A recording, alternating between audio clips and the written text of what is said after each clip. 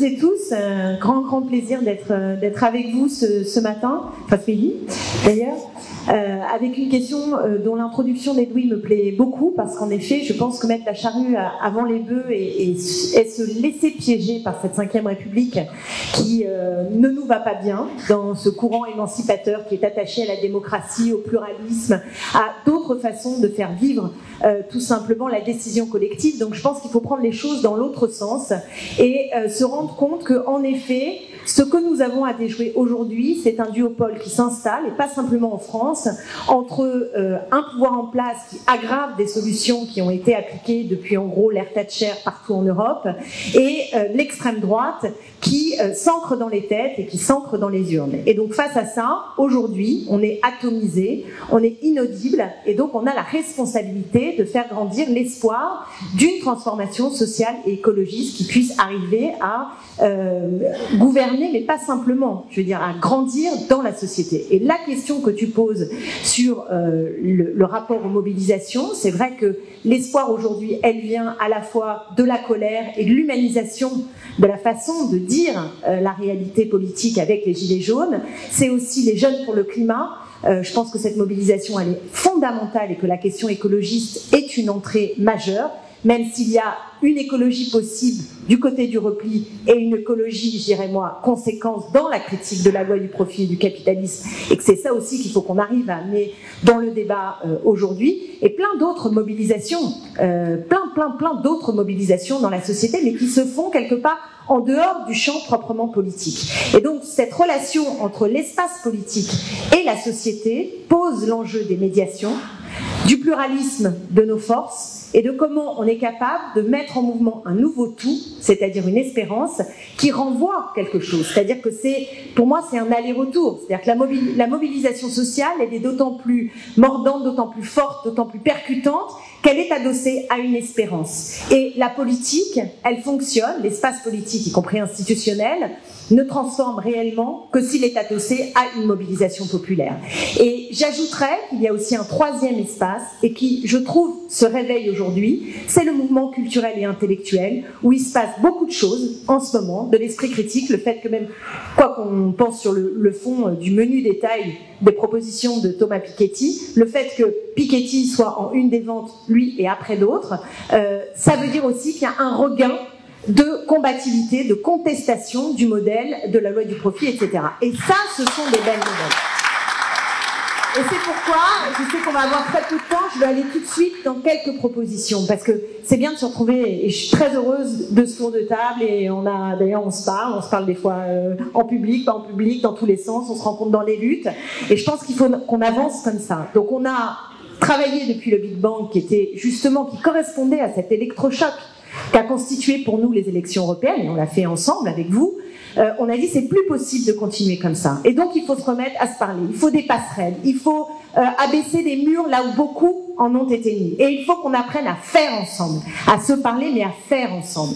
Et donc pour faire ensemble, on a envie de planter dans le décor des choses importantes. Alors j'en dirais une seule, et après je m'arrête. On va commencer sans doute sur la question de l'ubérisation. Il y a Ken Loach qui sort son film sur l'ubérisation en octobre. On va s'en saisir et on va parler de ce mal-être au travail, et j'espère qu'on va se retrouver nombreux, et je vous propose une première date. Nous vous proposons une première date que sera le 15 octobre au cinéma des Champs-Élysées à l'UGC, avec Ken Loach, avec des Deliveroo et des syndicalistes, etc., avec vous j'espère, et pour planter dans la séquence beaucoup de choses contre cette société de l'ubérisation. Mais il faut qu'on se retrouve, et je termine là-dessus, mais qu'il faut qu'on se retrouve de la même manière sur les enjeux du climat pour dire des choses politiquement, pour faire des propositions qui nous sont communes, en débattant, en gardant chacun notre identité, etc., mais en mettant au pot commun. Et il faut qu'on le fasse sur la question des retraites, urgemment, parce qu'ils se moquent de nous, et qu'ils le fassent au nom de l'égalité. Au nom de l'égalité homme-femme est un pur scandale, un pur scandale. Donc c'est à nous d'être rassemblés et de faire écho pour dire qu'un autre chemin est non seulement possible, mais qu'il est nécessaire et qu'on va s'y mettre.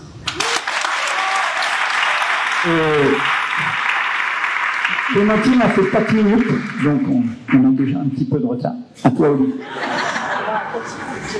Bon, bonjour à tous et à toutes, bien content d'être avec vous.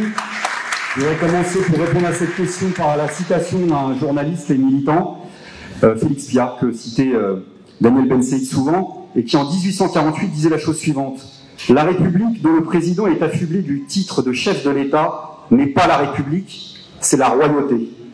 Et son sacre est autrement plus divin que l'huile de Reims ou le sang de Saint-Louis. Soit c'est la commune, soit c'est la monarchie. Si nous voulons la commune, alors débarrassons-nous de la présidence. C'est une question stratégique. Le présidentialisme, dont toute la gauche radicale, et je m'inclus dedans, est devenu prisonnier ces dernières années, est une question stratégique. Si on croit ce qu'on raconte un minimum sur cette 5e République dont on ne veut plus, quel que soit le numéro qu'on lui collera derrière, ça veut dire en effet inventer un type de démocratie nouveau qui fonctionne du bas vers le haut et pas du haut vers le bas. Donc pour répondre à cette question concrètement, puisqu'en fait je n'avais pas vu l'intitulé quand j'ai répondu d'abord à l'invitation, sincèrement, oui, on va perdre 2022 tant qu'on pensera qu'à 2022. Et il faut s'en convaincre maintenant, parce que j'imagine qu'on va tous répéter que promis, juré, craché, on va pas faire comme les dernières fois. Sauf que malheureusement, comme on se connaît tous un petit peu, tous et toutes, je sais que quand on dénombre, on additionne les candidats déclarés, pressentis, éventuels, qu'on aimerait bien, on va bientôt avoir à la gauche de la gauche plus de candidats à l'élection présidentielle de 2022 que de militants dans nos rangs. Donc à un moment ou à un autre, soit on croit à ce qu'on raconte, et on se retrouve maintenant.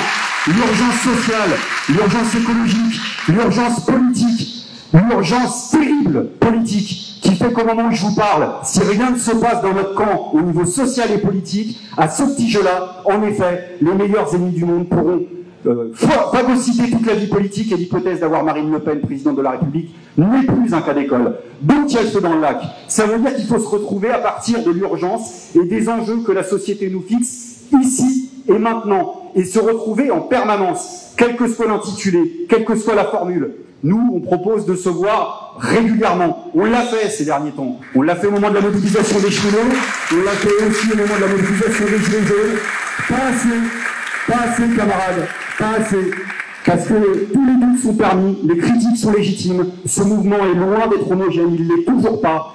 Mais si on envisage la situation telle qu'elle est, c'est-à-dire qu'on vient de vivre une séquence dont le monde entier dit que c'est une séquence sociale inédite depuis le début du mois de novembre, il faut s'avouer que du point de vue de la gauche radicale, syndicale, sociale et politique, et c'est pas une insulte pour les militants qui ont participé au rond-point aux manifestations, ça a été un rendez-vous manqué. Or, des mobilisations de ce type-là, il y en aura, elles nous surprendront.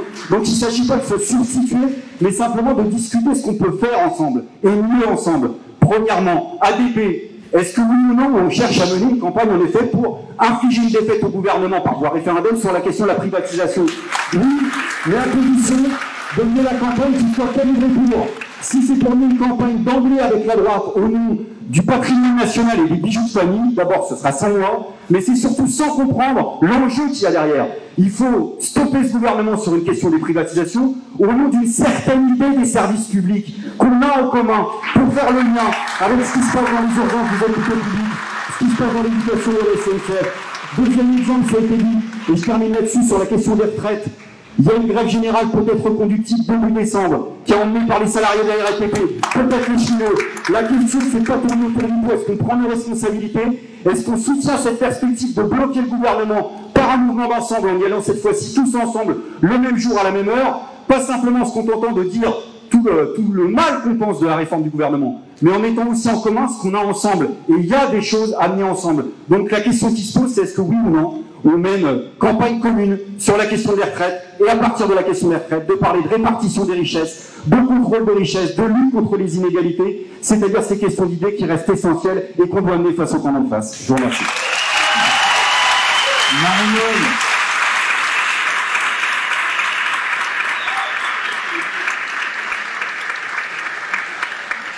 Personnellement, je suis convaincue que nous pouvons gagner à la prochaine échéance et qu'il y a des décisions à prendre immédiatement. La première, c'est de constater que partout dans le monde, et tout le monde l'a dit, l'affrontement n'a plus lieu avec le camp progressiste, la gauche et les écologistes. Il a lieu en fait entre les libéraux qui essaient de maintenir leur système et de le développer, et de l'autre les nationalistes ou identitaires de tout poil. C'est pas la première fois dans l'histoire de l'humanité, ou en tout cas de l'histoire récente, qu'on a vu ce mécanisme, il y a une espèce de décomposition de la gauche, etc. Alors, sans toute proportion gardée, je reste convaincue qu'aujourd'hui, l'enjeu, c'est un nouveau Front populaire.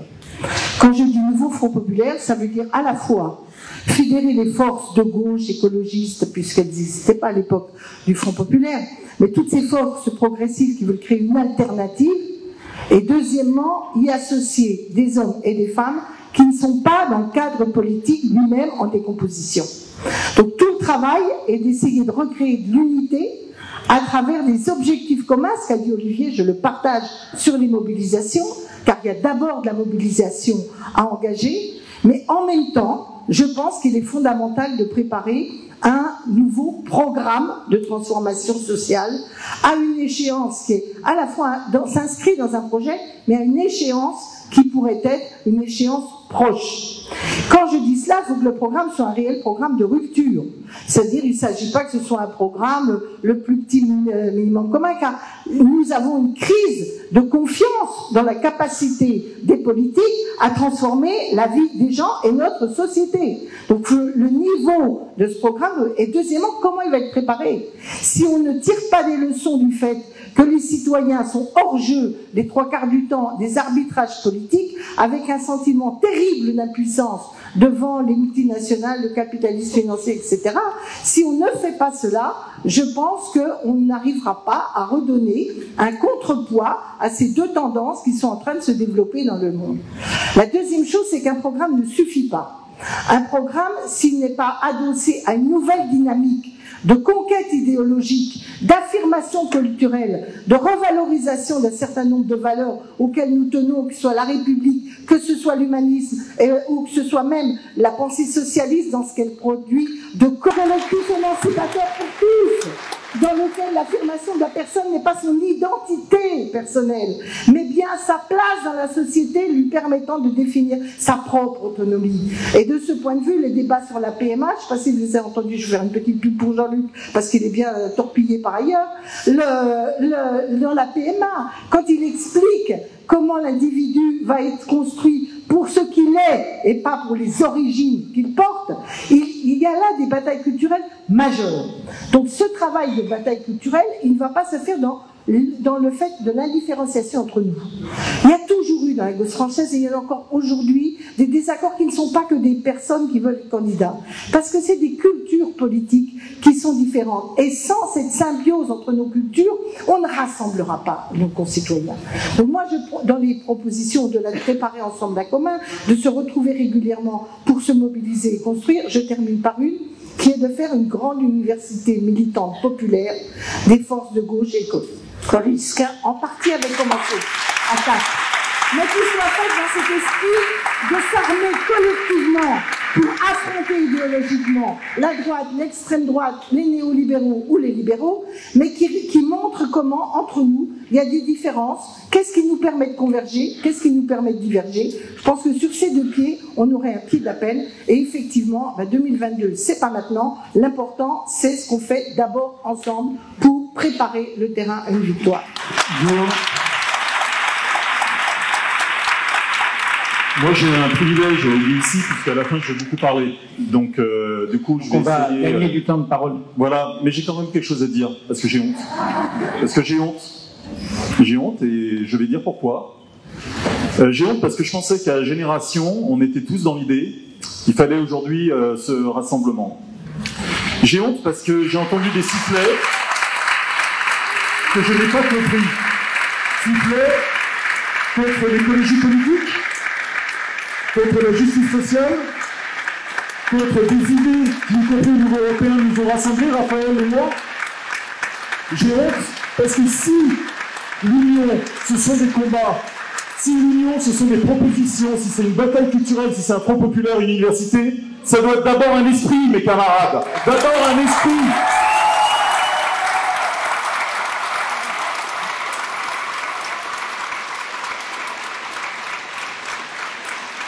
On peut avoir des différences.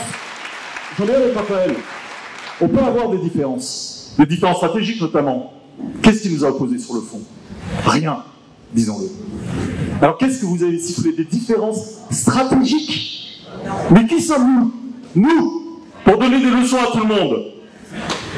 Donc je vous demande, vraiment, si nous voulons réussir justement ce rassemblement, si nous voulons faire en sorte de mobiliser pour le 15 octobre, quand il y aura le film de Ken Loach, si on veut faire en sorte sur ADP de faire beaucoup mieux que ce qu'on fait, parce que franchement, c'est pas génial pour l'instant. Y compris, tous, on peut se regarder sur la question des signatures. Si on veut accéder à la demande de Marie-Noël sur cette université populaire, moi je trouve que c'est une belle idée. Et bien pour ça, il faut que nous-mêmes, nous soyons convaincus que ceux qu'il faut combattre, ceux qu'il faut siffler, c'est ceux de l'autre camp, pas ici.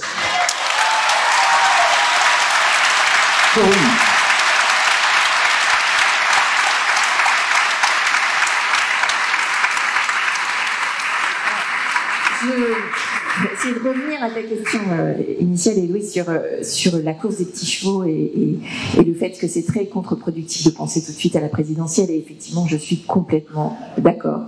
Je crois que c'est ce qui nous a tués, et au Parti Socialiste, on le sait encore plus que dans les autres partis, je crois, c'est ce qui nous a mené à notre perte, ces écuries présidentielles, ces individualités qui se construisent au détriment du collectif plutôt qu'avec le collectif. Et donc ça, il faut qu'on en sorte. C'est ce que nous essayons de reconstruire au Parti Socialiste depuis 1 an et demi maintenant. Et je crois que, alors, il y a une réalité qui est que malheureusement, on ne peut pas espérer qu'avant 2022, il y ait une transformation notable de nos institutions. Et donc, il existera des individus à gauche qui vont continuer à penser à la présidentielle, et il faudra faire avec. Mais notre responsabilité collective, c'est de construire ce que Olivier Faure avait proposé il y a déjà un peu plus d'1 an maintenant, les combats communs de la gauche et de l'écologie. Alors à l'époque, quand il avait dit à la fin août 2018, comme il le dit lui-même, il n'y a que l'écho qui lui avait répondu.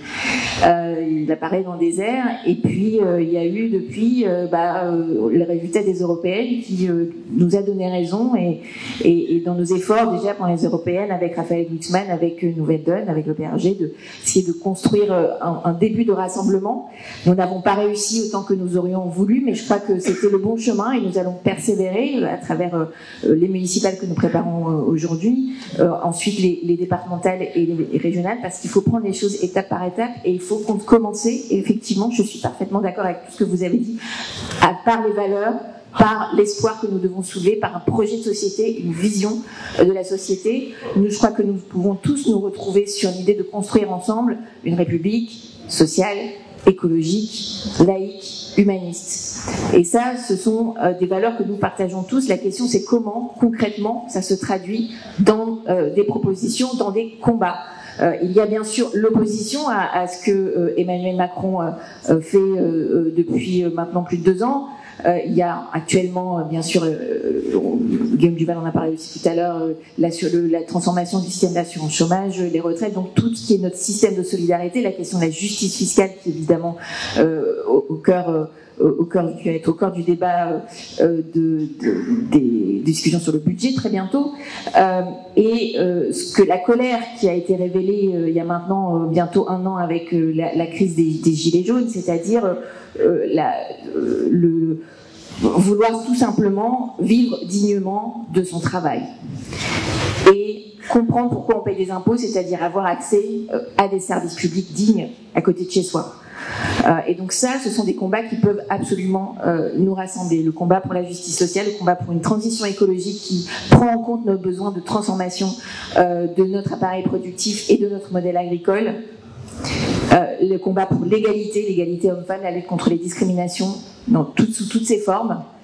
Le combat pour aussi une république humaniste, parce que Emmanuel Macron nous a quand même ressorti des amalgames de droite, extrême droite sur l'immigration récemment. Le débat qui devait avoir lieu lundi est bien sûr reporté, mais il va être là devant nous, et ça aussi c'est un sujet sur lequel je crois que nous, à gauche, nous devons pouvoir trouver une parole commune et réaffirmer ce que sont nos valeurs humanistes de gauche d'un accueil digne et responsable dans la République.